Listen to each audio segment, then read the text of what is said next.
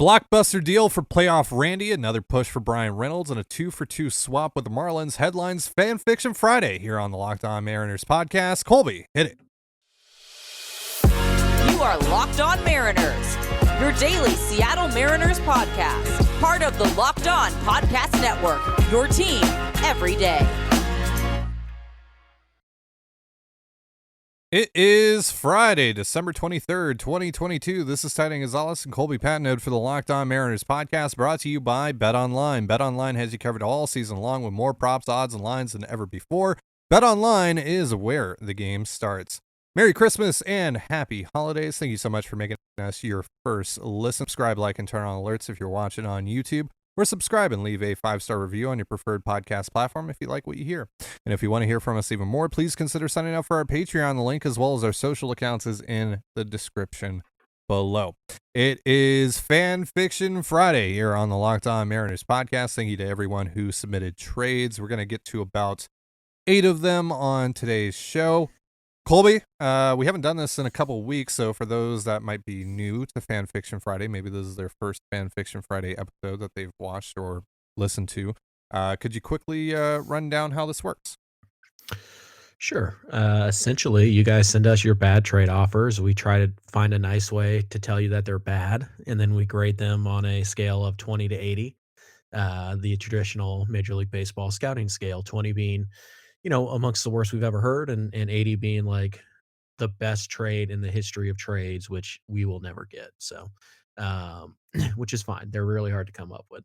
Most of the trades land between 40 and 50, somewhere in that range, and that's about average. And we grade on creativity, we grade on realism, and we grade on the value going back and forth. And these are just, our opinions, obviously. We don't have the inside information. We have no idea how the Marlins, value Bryce Miller. We don't know, right? So we're guessing a little bit here and there, but yeah, that's pretty much it. And then, if we like your trade, you get nothing.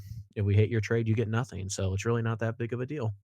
Is there a Christmas bonus at all for the scoring this episode? No. Yeah, I figured as much. Why did I even ask the question? No. All right, let's get right into the trades. First one comes from Paul. Paul's got a very aggressive offer here on Brian Reynolds, Jared Kelenic, Matt Brash, Bryce Miller, Chris Flexen, and the competitive balance round A selection at number 30 for next summer's draft for Pirates outfielder Brian Reynolds. Colby, what do you think? I refuse to grade a Brian Reynolds trade. We didn't say Brian Reynolds. Brian Reynolds wasn't involved in the rules. It was Ohtani and who else? Who was the other one? Along with Ohtani. Acuna, that's right. Yeah, we're adding Tatis to that too, by the way. But yeah. And after today, Brian Reynolds, executive decision. So that's pretty interesting trade. Again, the reports have come out that the Pirates want a starting pitcher who's ideally really close to Major League ready to be the headliner of this deal. They trade Brian Reynolds, and the Mariners don't really have that, at least not that level of guy that other teams who are interested in Reynolds can offer. We've heard about Trident, we've heard about Harrison, we've heard about who's the other Miller, whose first name is escaping me right now. Bobby. Bobby Miller from the Dodgers. We've heard about all these guys, and the Mariners don't have that guy. So if you're going to make a trade with them, you kind of have to trade bulk, but it's got to be really good bulk, right? You're not going to give them 5 prospects ranked between 10 and 15 to get this done. So Brash, we don't know how much value that's going to hold to the Pirates. It depends if they think of him as a starter or a reliever. There's some value there, that's for sure. Kelenic, it feels like he has to be involved in this trade. If you're acquiring Brian Reynolds and you're the Seattle Mariners, you have no use for Jared Kelenic. You can pretty freely put him in this trade. I don't know how much value Flexen's going to have to the Pirates just because he's making some money and just kind of a guy. That's the thing that I get hung up on here with this deal. Overall, I think the deal is pretty good, and this is about as aggressive as the Mariners could feasibly get here. Does Flexen hurt the deal, do you think? Maybe. I just to me, what is that even does that even tip the scales at all, including Chris Flexen in this deal for the Pirates? Right? Or to tip the scales for you at all, getting rid of that money. But if it doesn't really tip the scales for either side, wouldn't you just rather keep Chris Flexen if you're the Mariners? Right. I don't really see why Flexen is involved in this, but the rest of it is fine by me. Yeah, I think this is probably the type of deal, plus or minus flexing. If the Pirates like flexing, fine, throw them in. But I think this is the type of deal you're going to have to make if you want Brian Reynolds, and that's just because again you have to outbid other teams. So you kind of have to do it with bulk, but you have to do it with upside bulk, and there is a lot of upside in this trade for the Pirates. Um, so yeah, I still don't think it's going to happen. I would be shocked if the Mariners landed Brian Reynolds. But I think this is the type of package, and honestly, it might cost a little bit more, and it really does depend on how the Pirates feel about Bryce Miller and Matt Brash. Those are Right. the deciding factor. If they think both of those guys are mid rotation starters, they probably do this deal. If they Yeah. don't, then it's probably dead. So I'll give it a 50 because it Yeah. can kind of go either way. I'll give it a 55 because I think this is more or less going to be, if the Mariners land Brian Reynolds, this is essentially what it's going to look like. And that's going to hinge upon, like you said, the Pirates thinking that Matt Brash can start and Bryce Miller is like close enough to Tiedemann and Miller and those guys Mhm. to for Brash and Kelnick, et cetera, to make up the difference. Yep. So yeah. So 55 from me, 50 from you for Paul. Let's go on to our next trade. Comes from Lane. Lane wants to know if the Mariners could trade Taylor Trammell, Emerson Hancock, and Travis Kuhn to the Nationals for Joey Meneses and Hunter Harvey. So I really like Harvey. Meneses, though, was a 30-year-old rookie this past year and had a good year, don't get me wrong, but 6 games. This feels like a lot for Meneses and Harvey. Like, I like Harvey again, but I don't know. Feels like a lot Mhm. for basically a luxury in the bullpen and a 30-year-old, corner infield DH type who's only been good for 56 games in the major league and has only played 56 games in the major league. So, It's way too much to get. I mean, those two guys that you're getting, they're question marks, like at best. There's a chance that you end up DFAing both of them at some point this year. So you're not going to give up Emerson Hancock, who, even though I'm down on him, is still a pretty good prospect. And honestly, you're not going to I don't think I would give up Taylor Trammell for Meneses or Harvey straight up. Maybe Harvey, but I think I'd rather ride the upside of Trammell. So I would hold out to do better than this. I don't know if Meneses is actually available. I mean, I can't imagine why the Nationals would want to keep him if somebody's making him this type of offer. yeah. But this is an overpay for Seattle, and frankly, they can go get these two guys still, even in the fairly depleted free agent class. They can still go find basically these two players and sign them for a couple $1,000,000 each. Yeah. It's just, they're two big question marks here. Meneses, again, 56 games. At 30 years old. Yeah. And also, he's not like a great fit for the roster either, just in terms of his versatility or lack thereof. So, Right. yeah, I'm going to go 35 on this one. Sorry. Yeah, same. Yeah. All right. Next deal comes from Alex. Alex has the Mariners receiving Manuel Margot and Jalen Beeks from the Rays for Sam Haggerty, Jonathan Clase, and Michael Morales. Colby. Um, I I don't think this is gonna work for Tampa, to be frank, just because I mean, I like Margot. I think I talked about him a lot last offseason. He just signed an extension, unfortunately, with Tampa. Not that that means they wouldn't trade him, but it seems unlikely. They're not going to trade him for Haggerty. Haggerty is a big question mark. We don't know what Sam Haggerty is. And once he started playing every day in September, he was pretty bad. So, you kind of have to use him. He's a bench guy at this point. Clase and Morales are really nice players. I think the Rays would be interested in both. Clase is on the 40 man, though. That is something the Rays have to worry about. And he is a couple years away from the big leagues. Morales is also a couple years away from the big leagues, at least probably 3. So, I don't think you're giving up enough to get like a really solid fourth outfielder slash platoon guy and a pretty good reliever, Jalen Beeks as well. So I don't think you're giving up near enough here. Uh, I think if you want both of these guys, you probably have to replace Haggerty with like Brash. I really think that's what it would cost for the Rays to move on from these two guys. Yeah, I don't think that the Mariners necessarily line up here with what it would take for Margot specifically. Like they're not in a position where they can just go like, I mean, because like Margot is not Tyler O'Neill, right? Like he was a He's one and a better, half. but yeah. He was a 1.5 win player this past season. He's like the Mariners aren't in a position to go like, hey, here's Paul Sewald for Right. Manuel Margot.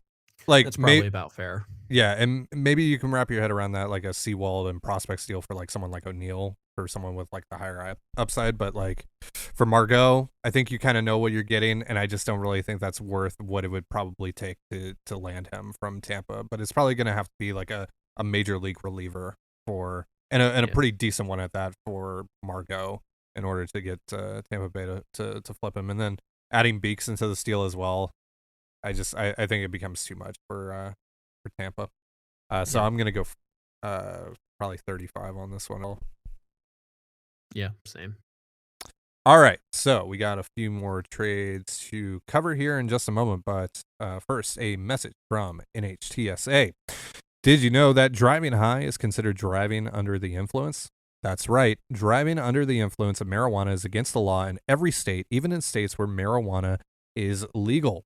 That means driving high could get you a DUI. And if you think law enforcement officers can't tell when you're driving high, you're wrong. Your friends can tell, your coworkers can tell, even your parents can tell. Everyone can tell. So what makes you think that law enforcement officers don't know when you're driving high? Well, driving under the influence of marijuana can slow your response time and change how you perceive time and speed. So even if you think you're fine to drive when you're high, you're not. Because the bottom line is, if you feel different, you drive different. And driving high is driving under the influence. So remember, drive high, get a DUI. Paid for by NHTSA.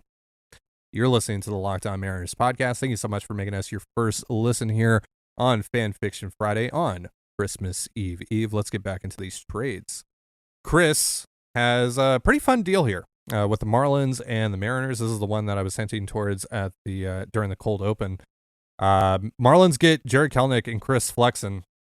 Mariners get Jorge Soler and Jesus Luzardo. So this is interesting. A lot of moving parts here because Soler's got money attached to him. Obviously, Flexen has a little bit of money attached to him as well. And then there's kind of a prospect, or not necessarily prospect, but a young asset for young asset swap with Kelenic and Luzardo. What do you think about this deal, Colby? I just wonder what the Marlins would want with Chris Flexen. The Marlins have pitching. They have quite a bit of young pitching that is frankly better than Chris Flexen. So they're just taking on Chris Flexen to dump Soler's salary, maybe. But what's the point? I think they'd probably rather, if they're going to pay somebody $9-10 million, I think they'd rather pay Soler $10 million than Flexen, because at least they can use Soler. So I don't think that part works for it. Luzardo is pretty interesting. That'd be a fun trade, like you said. But the thing with Luzardo is that he's had major league success. Kelenic has not. So, the Marlins are looking for a center fielder. Do they think Kelnic's a center fielder? I don't know. Luzardo is a year older, and he does have 2 years of club control. So you'd be gaining a year club control if you swap. The Marlins would be gaining a year club control if they swap Luzardo for Kelenic. But again, Luzardo was pretty good last year, only 18 starts, but still, that is a 100 innings of success that Jared Kelenic just does not have. So I think if you want to make that swap, you're going to have to add something. Could you maybe do something like Trammell and Kelenic for Luzardo? Maybe, but I think the Marlins want a little bit more safety than that. I think it might have been like if you did like Kelenic, Trammell, and like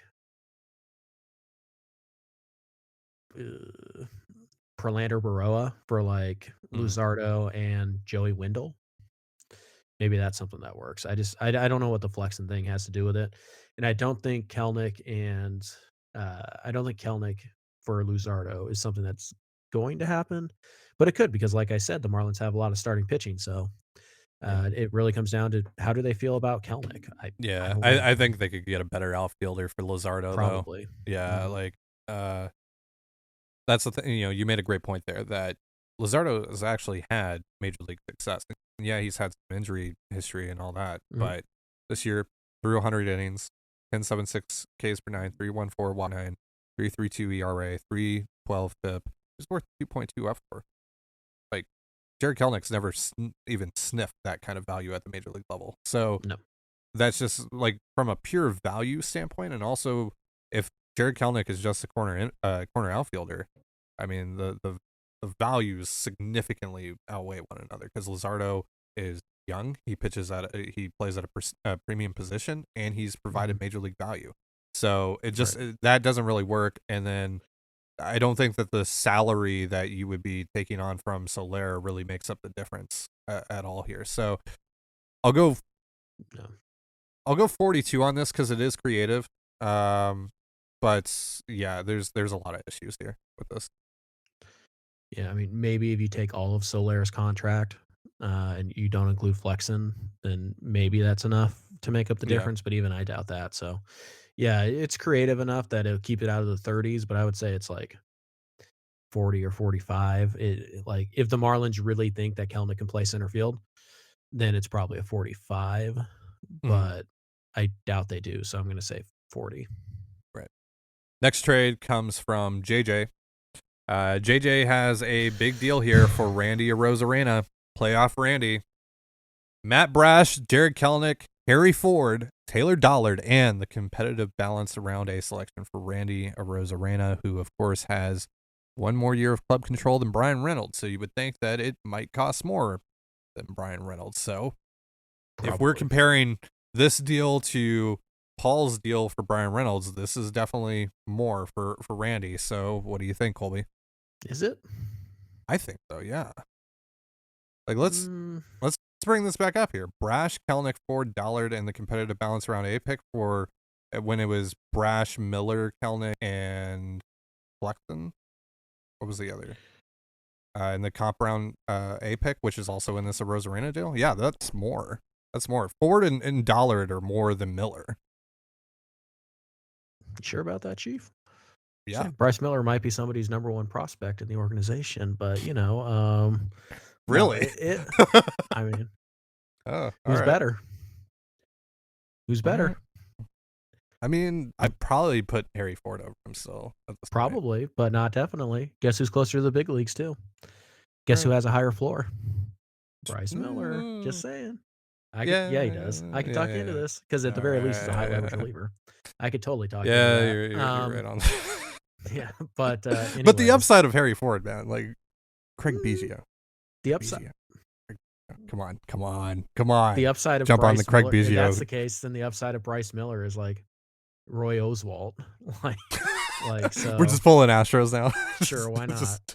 I just thinking kind of like a shorter. Is it? I think Bryce Miller's only like 6'2", which is tall, but like he's not like 6'7" like Logan Gill. Anyways, all right, let's yeah. Randy Arozarena. I don't think the Rays are going to trade him this winter. Personally, I think that deal's probably good enough to get their attention. But I don't think they're going to do that because they're trying to win the World Series this year, and they're starting to spend a little bit of money. It's not like insane money, but they did give Glasnow that large extension. They've gave money to Zach Eflin. So yeah, they're starting to spend a little bit of money here. Brash, Kelenic, Dollard, they're all going to be on the 40-man here, or they already are. And then there's issues with that for Tampa Bay. So yeah, I think this one comes down to how do they view Dollard and Ford? Because I think Brash is a guy who just makes a lot of sense for Tampa because they can use him however they want, and they will. Kelenic, and he'll be great at it too. Sure, and Kelenic, I guess if you have Margot already in hand, then there's your platoon if you want to, but you have to replace Kevin Kiermaier. That's probably Randy Arozarena. So, but if they think Ford is like a future All-Star, and they think Dollard is like a number 4, number 3 starter, then yeah, they might do this deal. But I don't think they're going to view it that way. And so I don't know. I'll give it like a 45. I don't know if I think Arozarena is less attainable than even Brian Reynolds, just because the extra year. Yeah, I'll go 45 to 50 on this. It's I think it's a good enough offer to like you said, to get their attention. There's just no reason for them to trade him right now. Like there really isn't. Right. He's not expensive yet. Like they need the outfield help. Like it doesn't make any sense. And he's got 4 years left of club control. They can have this conversation for 3 more years, and so yeah, I don't know. I think this is good, but like it's just probably not going to happen. Like, you would have to like overwhelm the Rays, and I don't think this necessarily overwhelms the Rays to It might, say, but yeah, maybe. there's a non-zero chance it would. I just don't think it would. So that's why it's a lower grade. Yeah, exactly. And that's again, they have all the leverage here with the Arozarena. So again, if they're not like just blown out of the water, they're Right. not going to trade him. They're not even going to think about trading him, honestly. But who knows? They've done weirder things. All right, next trade comes from Mark.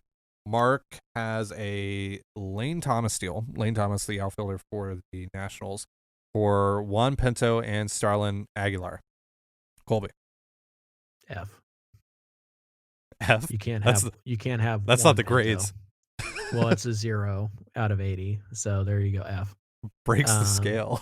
Yeah, you don't get Juan Pinto. Not for a mediocre platoon bat. I don't think so. You can have Starlin Aguilar. I don't care about that at all. Take him. And honestly, that might be enough to Who get do you Lane love Thomas. more, Will Myers or Juan Pinto? Or Jonathan Well, VR? probably Juan Pinto because he's in the org. So, Will Myers betrayed us. But anyways, I think it's an overpay for Thomas. Seriously, I think Juan Pinto is a guy who a lot of people are overlooking. He's tall, projectable lefty, already getting into the low 90s with a pretty good curveball on top of it. He's 6'4", like he's going to fill out. I really think Juan Pinto is a guy who is going to be a major leaguer and a pretty good one. Now, granted, he's years away, so a lot can happen. But I like the projectability of Juan Pinto quite a bit. And Lane Thomas to me is like he's fine. He makes sense. He's a fit, but he's not like amazing. He's not. You have to have this guy. He's again like, well, actually not again because like I said this on the page, so not on here, but like guys like Will Myers, they kind of grow on trees, and Lane Thomas is kind of one of those guys, and it's like, yeah, that's fine. They do need that, but do they need to trade Juan Pinto for him? Probably not. Yeah. So I would pass on this deal. I'll give it like a 40 though, because I think it's overall fine. But yeah, I'm not. I think it's the right idea. I just think you picked the wrong player. Sure, I think Juan Pinto's probably, and where Washington is right now, I do think that going with like the younger players makes a lot of sense. The teenagers. So if they want to take a shot on like George Feliz and Starlin Aguilar, fine. Go ahead and pull the trigger on that. But I think Gene Pinto's, Munoz.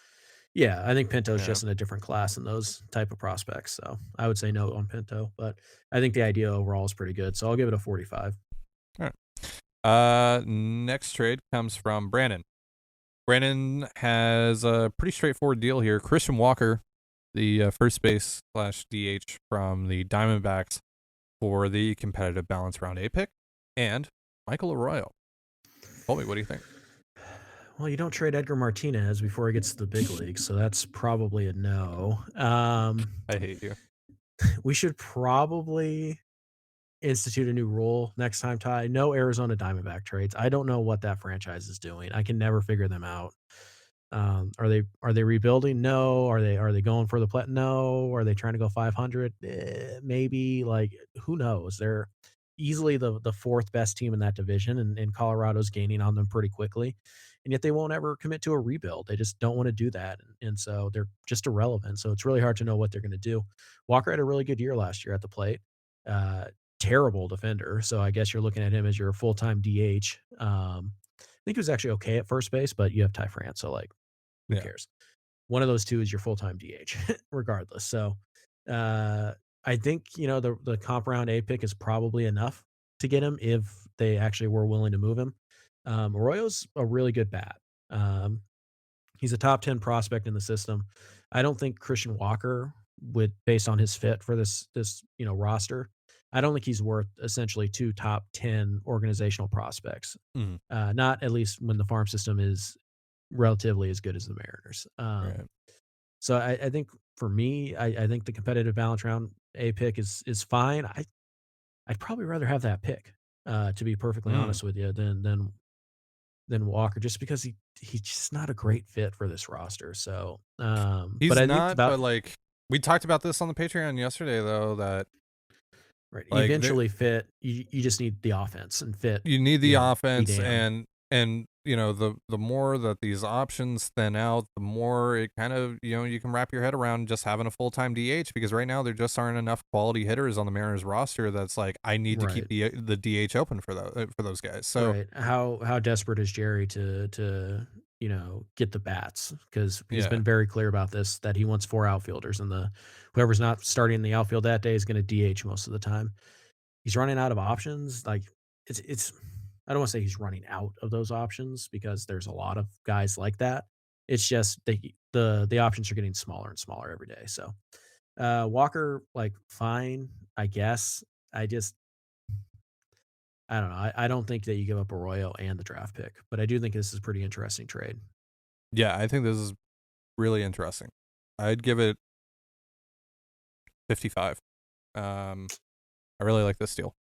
It's And because I Ty's think just desperate to get the next Edgar Martinez out of the organization. I'll give it a 45.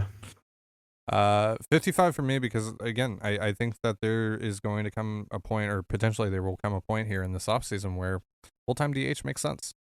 And you can give France a spell here and then, and let Walker stand at first, and roll from there. I mean, this is a guy that just put up a 4-win season, and had a 122 WRC plus. Like, he's good ass hitter, man. Like 36 home runs, like that would be useful. I would like that in my lineup. Corbin has Chris Flexen to the Rockies for Dylan Jorge and Charlie Blackmon. Colby. I think he means Dion Jorge.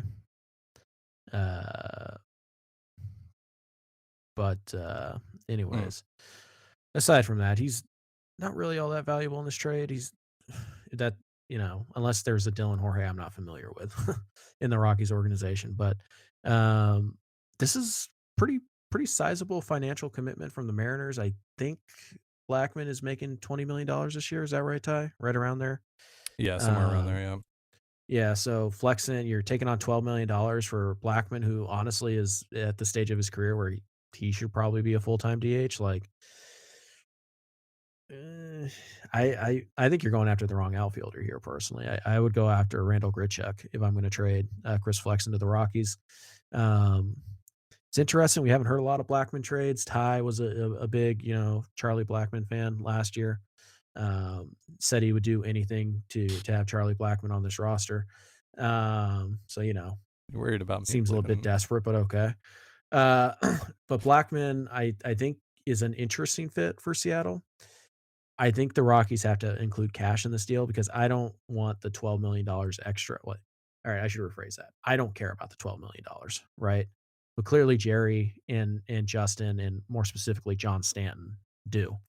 And if they take on all 12 million of that dollars, that's probably your platoon partner with Kelnick that you can no longer afford. And holy cow, Dalton Varsho was just traded to the Braves. Oh wow. Oh Okay. nope, Blue Jays. Oh wow. Well, that takes them out of the. Brian Reynolds. Wow, they gave up Gabriel Moreno. Whoa. Yeah, Oh wow. Wow. That's a wow. Good for the Diamondbacks. yeah. Damn. I mean, good for the Blue Jays too. Good for the Blue Jays. Good for the Diamondbacks. Good for all. Yeah. See what the whole That's a deal good is. trade. I mean, That's a fun yeah. trade. All right. Cool. Well, that's one team out of Brian Reynolds' market, supposedly. So Yeah, maybe. maybe. We'll see what else they give Hopefully. Moreno. I doubt they're going to trade Moreno and Tiedemann in the same offseason, but you never know. Yeah. All right. So yeah. Blackmon he sucks now. Like that's really what it comes down to. Like he's posted WRC pluses of 97, 93, and 89 in the last 3 seasons. Like 35 years old. He's not a good defender at all. He's making a lot of money. I have no interest in this. I had a little bit of interest in a bounce back year, last year or the year before. But But it just, I don't know. I think you're over exaggerating here, Colbert. But yeah, I don't know. Honestly, I think this is like a 30 because like I have no interest in Blackmon, and Jorge doesn't really make up the difference for me. yeah, same. All right, so that's gonna do it for our show. Just a quick little programming note. If you guys are watching this and you want to hang out with us a little bit more, we're going to be doing a live stream on our other YouTube channel, True to the Trident. And Colby and I are going to be opening up Christmas gifts from one another. So that should be fun and totally not unhinged. But head on over there if you want to check that out. But that's, like I said, that's going to do it for us. Thank you so much for joining us here on Locked On Mariners. For Colby Patnode, I'm Trident Gonzalez. Be sure to give us a follow on Twitter at LO_Mariner. Follow me at Dane Gonzalez, that's CANEGNZLZ, and Colby at CPAT11, that's CPAT11.